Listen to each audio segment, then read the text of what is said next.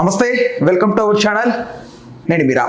రాజేంద్ర నగర్ కిస్మత్పూర్లో ఒక 5 రోజుల క్రితం పోలీసులు ఒక ఘటన ఛేదించారు. ప్రధానంగా ఆ ఘటన యొక్క వివరాలు పూర్తిగా తెలియనప్పటికీ అసలు ఏం జరిగిందో పోలీసులు ఇంకా దర్యాప్తు కొనసాగించినప్పటికీ ఒక విషయం అయితే బయటకు వచ్చింది. అది ఒక మహిళ ఆకస్మికంగా మరణించి ఉండడం. అయితే ఈ కేసు పురోగతి ఈ రోజుతో ముగిసింది. ప్రధానంగా ఈ కేసు మరొక దిశ కేసుగా మారినట్టుగా అందరూ మాట్లాడుకుంటున్నారు. ప్రధానంగా ఒక మహిళని మద్యం తాగి ఉన్న ఆ మహిళని తీసుకెళ్లి 2 ఆటో డ్రైవర్లు టోలీ చౌకీ చెందినటువంటి వీళ్ళు అతి క్రూరంగా ప్రైవేట్ పార్ట్స్లో కర్రలు యూజ్ చేసి మరి చాలా కిరాతకంగా పైశాచిక ఆనందం పొంది ఆమెని అత్యాచారం చేసి మరి హత్య చేసినట్టుగా తెలుస్తుంది. ఓవరాల్ ఈ ఘటనకు సంబంధించి మనతో మాట్లాడడానికి ప్రముఖ సోషల్ యాక్టివిస్ట్ కృష్ణ కుమారి గారు ఉన్నారు. ఆవిడతో మాట్లాడదాం.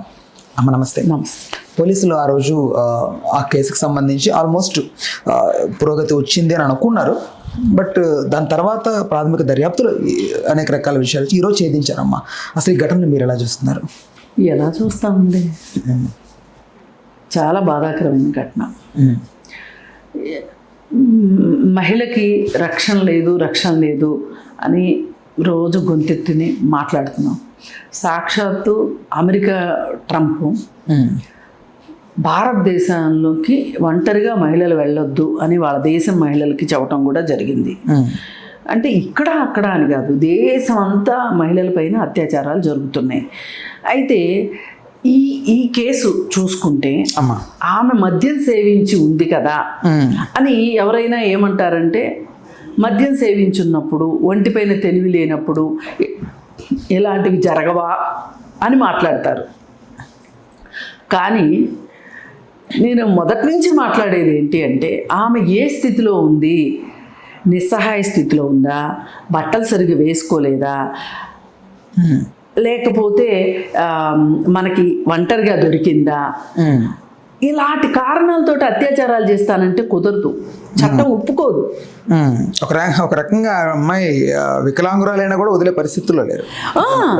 వికలాంగుల పైన కూడా 60 ఏళ్ల ముసలి వాళ్ళని వదలట్లేదు, 6 ఏళ్ల చిన్న పాప 6 ఏళ్ళని ఉయ్యాల్లో పాపల మీద కూడా చేసే కొంతమంది ఉన్నారు. అందరూ అలా చేయరు అనుకోండి, కొంతమంది ఉన్నారు ఉయ్యాల్లో పాపలను కూడా చేసే. ప్రధానంగా వీళ్ళకి ఏంటమ్మా అంటే ఆ టైంలో అంటే వీళ్ళు నిస్సహాయులు కాబట్టి మన చేతికి లొంగుతారు కాబట్టి అట్లా పడతారా వాళ్ళ అంటే ఇప్పుడు వీళ్ళకి నేను నా భార్యతో కాకుండా వేరే వాళ్ళతో శారీరక సంబంధం కొనసాగించవచ్చు అనే ఒక మనస్తత్వం ఉన్నవాళ్ళు, వాళ్ళ ఇష్టంతో సంబంధం లేకుండా, రెండో వాళ్ళ ఇష్టాలతోటి సంబంధం లేకోకుండా వాళ్ళతోటి శారీరక సంబంధాలు కొనసాగించవచ్చు అనుకునేవాళ్ళు, అలాగే ఇలా చేయడం ఒక హీరోయిజము అనుకునేవాళ్ళు, అలాగే ఇలా చేస్తేనే మాకు మానసికంగా తృప్తి ఉంటుంది అనుకునేవాళ్ళు. ఇలా రకరకాల కారణాలు ఉంటాయి అత్యాచారాలకి. ఏదో ఒకటే కారణం, ఒక అమ్మాయి నిస్సహాయంగా రోడ్డు మీద అంటే ఒంటరిగా నడుచుకుంటా వెళ్తుంది, ఇప్పుడు నన్ను ఎవ్వరూ నేను చేసేది చూడరు అనుకునే చేస్తారు అని అనుకోవద్దు. ఇలా అత్యాచారాలకి రకరకాల కారణాలు ఉంటాయి. ఏదైనా సరే, ఏ కారణమన్నా కానివ్వండి, ఇది లెజిటిమేట్ రీజన్ కాదు. చేసేటప్పుడు హీరోయిజం వస్తుంది, మరి తర్వాత వాడు విలన్గా సమాజంలో ముద్రపడతాను ఎందుకు గ్రహించు అంటే నన్నెవరు చూస్తారు, నేను ఎవరికి తెలుస్తుంది నేను చేసేది అనుకుంటారు. ఈ ఎవరికి తెలుస్తుంది అని అనుకునే మనస్తత్వం, ఒకవేళ తెలిస్తే మటుకు నన్నేం చేయగలరు, మహా అయితే పోలీసులు పట్టుకుంటారు అంతే కదా, పట్టుకుంటే నాకు బెయిల్ దొరుకుతుంది అనే ధీమా, ఇలా రకరకాల ధీమాలు వీళ్ళతో ఈ పనులు చేయిస్తాయి. ఇప్పుడు ఈ మహిళ విషయం తీసుకుందాం. ఈమె మద్యం సేవించి ఉంది. అయితే ఈమెకి వీళ్ళకి ఎంతో కొంత ఏదో ఎక్కడో ఒక చోట పరిచయం అయితే ఉంటుంది. లేకపోతే ఆమె ఒంటరిగా ఉందన్న విషయం వీళ్ళకి ఎట్లా తెలుసు? ప్రధానంగా మద్యం సేవించి ఆవిడ కొంచెం రోడ్డు తూగుతూ వీళ్ళతో దగ్గర కూర్చో ఉండగా వీళ్ళు ఏదో ఆవిడ బలవంతంగా అనేది అట్లా కూడా ఒకటి చేసి ఉండొచ్చు. లేదు అనుకుంటే కలిసి మద్యం సేవించిన తర్వాత కూడా ఇలాంటి ఘటనలు జరిగే అవకాశం ఉంటుంది. అయితే ఏది ఏమైనప్పటికీ కూడా ఇక్కడ ఒక విషయం ఏంటి అంటే, ఈ దేశంలో ఉన్న పురుషులందరినీ మనము వాళ్ళందరి మనస్తత్వాల్ని మార్చలేము ప్రస్తుతానికి. వాళ్ళు మారరు కూడా. ఈ పరిస్థితుల్లో మనం మనకి మనం వ్యక్తిగతంగా జాగ్రత్త తీసుకోవడం ఎట్లా అనే విషయాన్ని ప్రాక్టీస్ చేయటం తప్పితే దీనికి తక్షణం పరిష్కారం మాత్రం లేదు. చాలా ఉన్న దీర్ఘకాలిక చాలా కృషి చేస్తే తప్పితే మార్పు రావు ఇట్లాంటి విషయాల్లో. ఇప్పుడు ప్రతి ఒక్క మహిళకి కానీ రక్షించటానికి కానీ ఇట్లా చేయకుండా ప్రతి ఏ పురుషుడు ఇలా చేయకుండా ఉండటానికి కానీ ప్రతి ఒక్కరికి ఒక పోలీసుని అయితే ఇవ్వలేరు కదా. ఇట్లాంటప్పుడు చేయాల్సింది ఏంటి అంటే ప్రభుత్వాలు చేయాల్సింది ఏంటంటే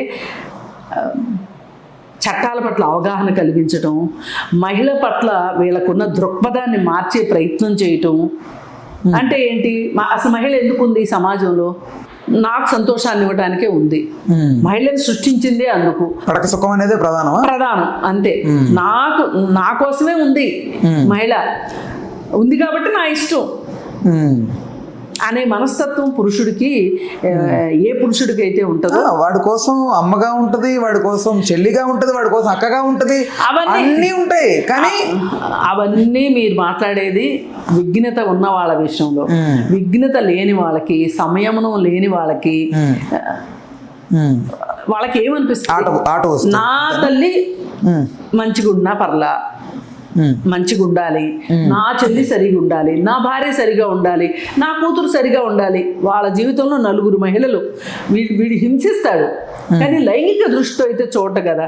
ఎక్కడో ఒక చోట చెల్లెల్ని అత్యాచారాలు చేసే అన్నలు ఉన్నారు, అది వేరే విషయము.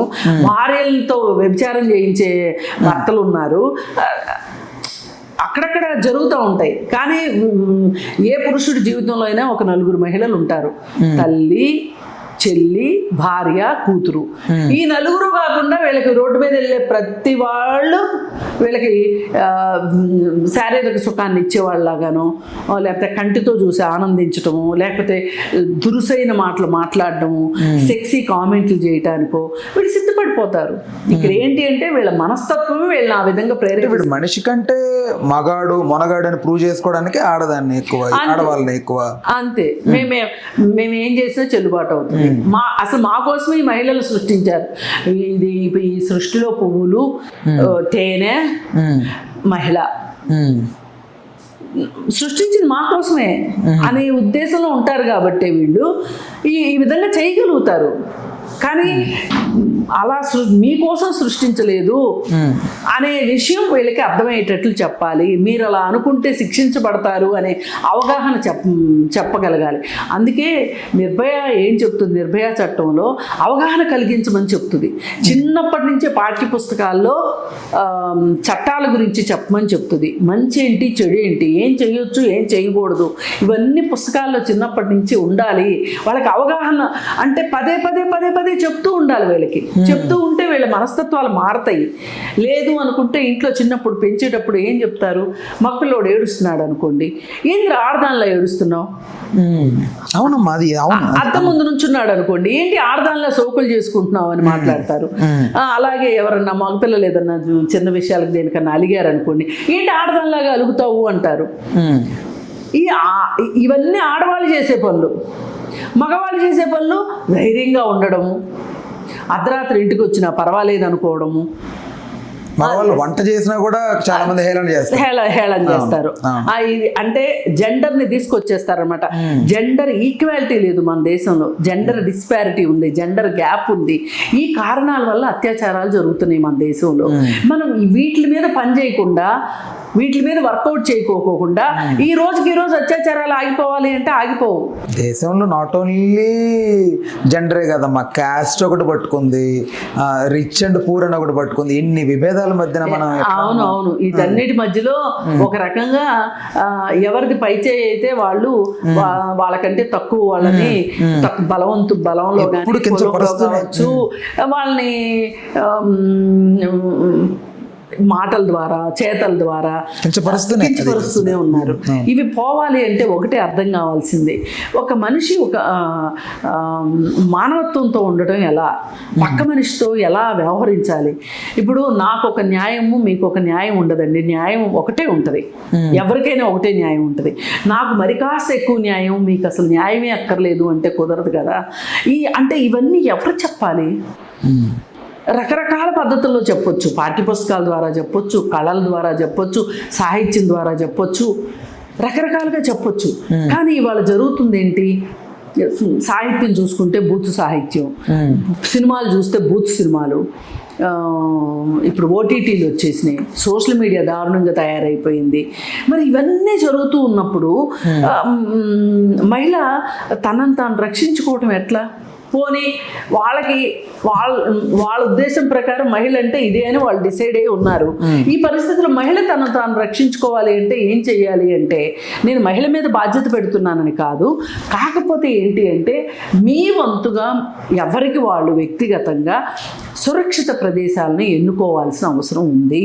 గాంధీజీ చెప్పారు కదా అని చెప్పి అర్ధరాత్రి స్త్రీ 12 నడవగలిగితేనే ఈ దేశానికి స్వాతంత్రం వచ్చినట్లు అని గాంధీ అన్నారు. కాబట్టి స్వాతంత్రం వచ్చింది అని నిరూపించడం కోసం నేను అర్ధరాత్రి రోడ్డు మీద తిరుగుతాను అనే ఒక మొండితనము మూర్ఖత్వం పెట్టుకోకుండా మనకేంటి సేఫ్ అనేది చూసుకోవాల్సిన అవసరం ఉంది.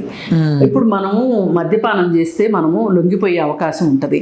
పబ్కి వెళ్తే అక్కడ మద్యపానం చేస్తాం కాబట్టి అక్కడ ఏదైనా జరిగే అవకాశం ఉంటుంది. లేదు నిర్జన ప్రదేశాలకు వెళ్తే ఇబ్బంది ఉంటుంది కాబట్టి అలా జరిగే అవకాశం ఉంటుంది. కాబట్టి అక్కడికి వెళ్ళకుండా అంటే మన జాగ్రత్తలు మనం తీసుకోవాలి. ఇవాళ ఒక అర్ధరాత్రి ఉద్యోగం చేయాల్సి వచ్చింది, ఆడపిల్ల బయటికి వెళ్ళాల్సి వచ్చింది, మానేయమని నేను చెప్పను, కానీ మీరు దానికి తగ్గ ఏర్పాట్లు చేసుకోండి. బ్యాగ్లో పెప్పర్ స్ప్రే పెట్టుకోండి, లేదు చిన్న చాక్ పెట్టుకోండి. అంటే పోలీసులు పట్టుకుంటారేమో. ఎలక్ట్రిక్ షాక్ ఒకటి ఉంటుంది, అది కొడితే అలాగే ఫోన్లో ఎమర్జెన్సీ నంబర్ ఒకటి పెట్టారు, ఇప్పుడు పోలీస్ డిపార్ట్మెంట్ కూడా ఇచ్చింది. అలాగే ఇప్పుడు మనం క్యాబ్ బుక్ చేసుకున్నాం అనుకోండి, క్యాబ్ బుక్ చేసుకున్నప్పుడు కూడా ఆ ఆప్షన్ పెట్టుకోవచ్చు. పెట్టుకుంటే వాళ్ళు ఇంకెక్కడికన్నా తీసుకెళ్తున్నాడు ఆ దారి కాకుండా అంటే గనక మన మానిటర్ చేస్తారు పోలీసులు. ఇప్పుడు మానిటర్ చేసి వాళ్ళు ఈ వెహికల్ ఎటు వెళ్తుందో చూసి అక్కడికి పోలీసులు వచ్చే అవకాశం ఉంటుంది. ఇట్లా ఇప్పుడు ఇవన్నీ పద్ధతులు ఉన్నాయి, వీటిని ఉపయోగించుకోండి మహిళలు కూడా అవగాహనతో. ఇప్పుడు నేనేమంటానంటే చేసే మగవాడిని అలా వదిలిపెట్టి మీరు జాగ్రత్తగా బతకమని చెప్తున్నారు ఏంటి అని నన్ను అడగొద్దు. నేను చెప్పేది ఏంటి అంటే అవన్నీ జరగడానికి టైం పడుతుంది. ఈలోపు మనం రోడ్డు మీద తిరగాలి కదా, మనం అంటూ బతికి ఉండాలి కదా.